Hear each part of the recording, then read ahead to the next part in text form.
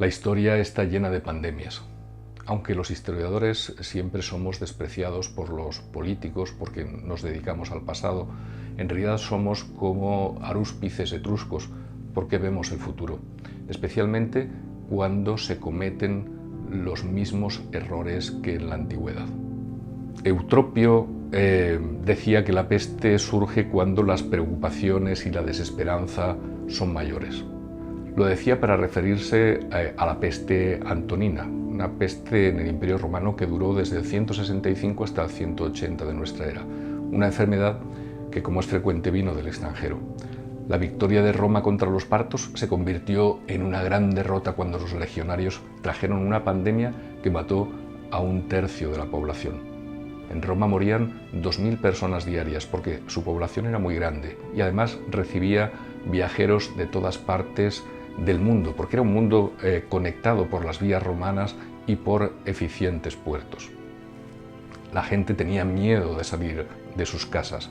Se paralizó el comercio. Casi todas las fuerzas de seguridad de la época, los legionarios, los soldados romanos, perecieron por la pandemia. Todos vivían una época de gran angustia. Los emperadores llamaron a los mejores expertos internacionales. En aquella época era un griego llamado Galeno, que vivió largo tiempo el duro trance de la epidemia, según su propio testimonio, pero no pudo evitar la muerte del propio emperador, del coemperador Lucio Vero, que huyó de Aquilea cuando estaba ya infectado. Seguro que habría tenido más oportunidades de sobrevivir con los cuidados médicos de Galeno que huyendo de la enfermedad que ya llevaba consigo. La huida a lo loco, aunque sea solo de un fin de semana, es una grave irresponsabilidad. Lo era en aquel tiempo y lo es ahora también. Para tiempos de pandemia, que son épocas de irresponsabilidades y de bulos, Marco Aurelio, que gobernó solo sin Lucio Vero, su hermano adoptivo, tenía una propuesta. No lo hagas si no es conveniente, no lo digas si no es verdad. Vemos consternados como el mundo está lleno de idiotas e incluso algunos gobiernan grandes países. Marco Aurelio decía que la destrucción de la inteligencia es una peste mucho mayor que cualquier infección.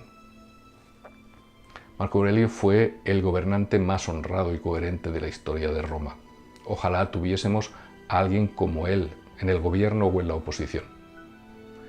Tenía la idea de una constitución basada en la igualdad ante la ley, regida por la equidad y la libertad de expresión igual para todos. Es una cita exacta. Como la gente de aquel tiempo no conocía soluciones médicas, recurrió a la magia y a los milagros. Muchos escribían en salmos en los dinteles de sus puertas como si los virus supiesen leer, pero con esa falsa esperanza de seguridad perecían. Se agotó el tesoro público, porque los gastos eran enormes, los gastos médicos, y el emperador Marco Aurelio hizo lo que hacen los políticos que merecen serlo. Subastó sus bienes personales durante 2 meses. Hay políticos miserables que en medio de las crisis más espantosas se suben el sueldo, o aún peor, reducen el presupuesto de sanidad, que no solo es robar a los ciudadanos que la han pagado con sus impuestos, sino que es condenarlos. Si alguna vez veis eso, por favor, votad a otros, a quien sea.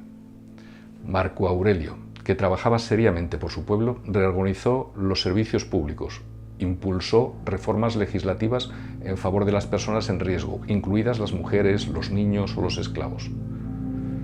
Haced una traducción a nuestros días. La enfermedad volvió a estallar 9 años más tarde. Murió la mujer de Marco Aurelio, 8 de sus 13 hijos.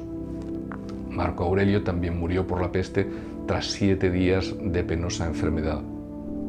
En su agonía pronunció estas palabras: no lloréis por mí, pensad en la pestilencia y en la muerte de tantos otros. El mundo antiguo nunca volvió a ser igual después de la pandemia. ¿Tú cómo quieres que sea el mundo que amanecerá cuando esta epidemia mundial termine? Va a depender de cómo quieres ser tú. Marco Aurelio propone un primer paso. Él dice literalmente, amóldate a las cosas que te han tocado en suerte y a las personas con las que te han tocado en suerte vivir, ámalas, pero de verdad.